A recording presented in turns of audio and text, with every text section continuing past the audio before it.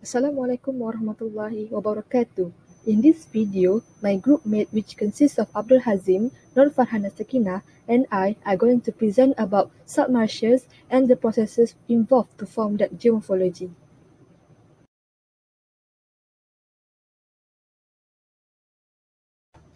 First of all, what are saltmarshes? Saltmarshes is one of the coastal geomorphology that form naturally. Saltmarshes are coastal wetlands that are flooded and drained by tides. Saltmarsh Saltmarsh evolution include a complex mixture of biological and physical processes. Sediment deposition on marsh platform are mainly influenced by the occurrence and the interval of tidal inundation. They grow in marshy soil composed of deep mud and peat. Peat is made of decomposing plant matter in layers several feet thick. Since saltmarshes are often submerged by the tide and contain a lot of decomposing material, oxygen level in the pit can be extremely low. This condition gives saltmarshes their reputation for sometimes exuding a rotten egg odor. Although not always pleasing to our human sense of smell, saltmarshes are the ecological guardian of the coast that maintain healthy fisheries, coastline, and communities.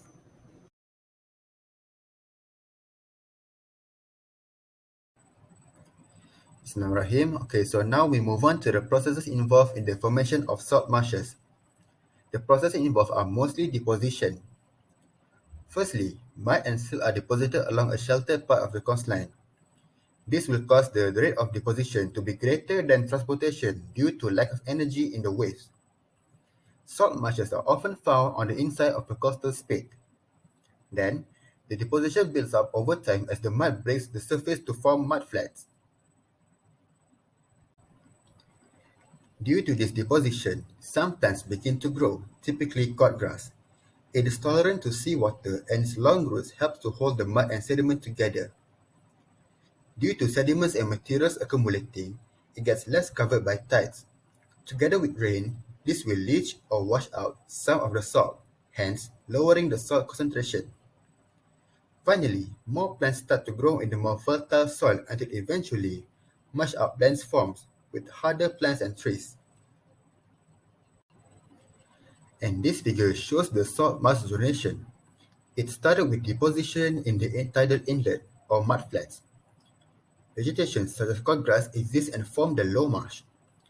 As the soil concentration decreases, the soil becomes fertile and more plants start to grow, forming the high marsh until eventually marsh uplands form with harder and bigger plants, higher soil fertility, and lower salt concentration.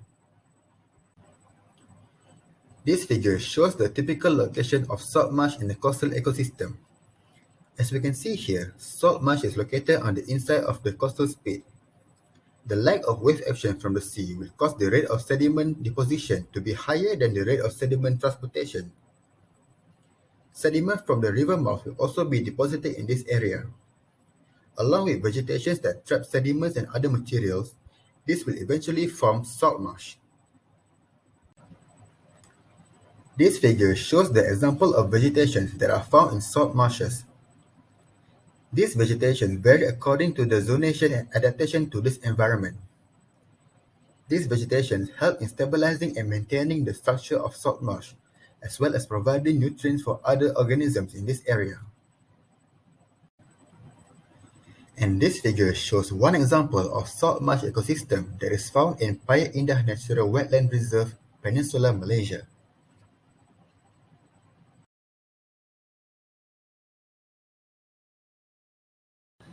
Okay. Next, I will continue on the importance of submarshes.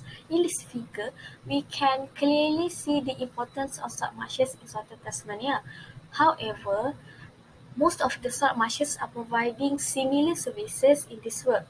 These types of wetland are being recognized for both their biodiversity value as well as for the range of ecosystem services they provided, such as supporting coastal animal reproduction, improving coastal water quality, acting as buffer against storm surge and sea level rise, attenuating global warming by sequestering carbon, supporting element of biodiversity, and also providing recreational amenities and as a living laboratories for research and development in science and technology.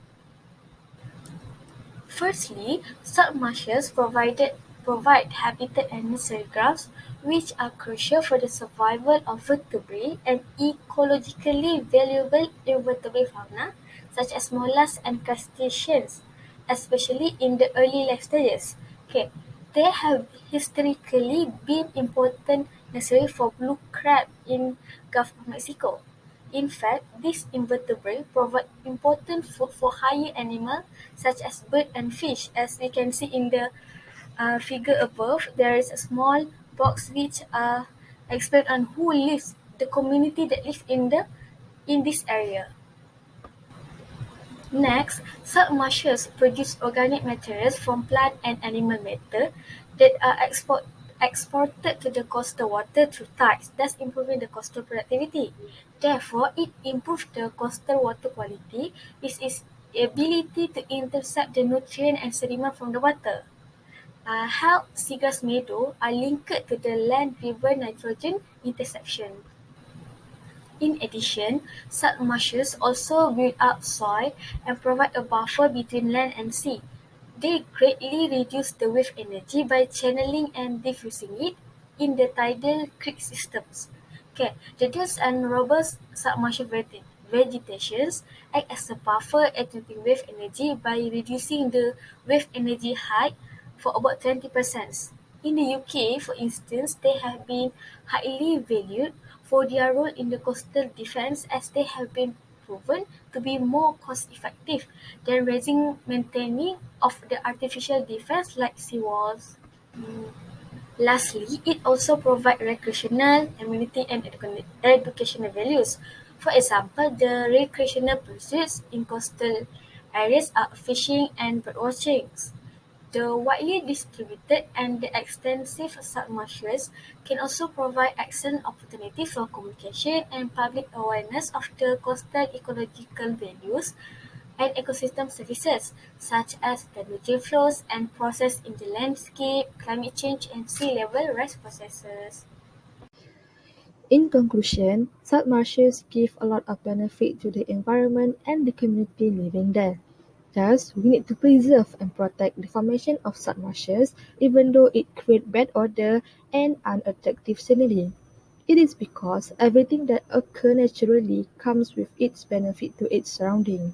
According to the Quran, verse 54, chapter 49, verily all things we have created in proportion and measure. Allah has created everything on this earth with intricacy, making it completely perfect. This serves as a timely reminder to those who are changing the perfect world created by Allah through land reclamation.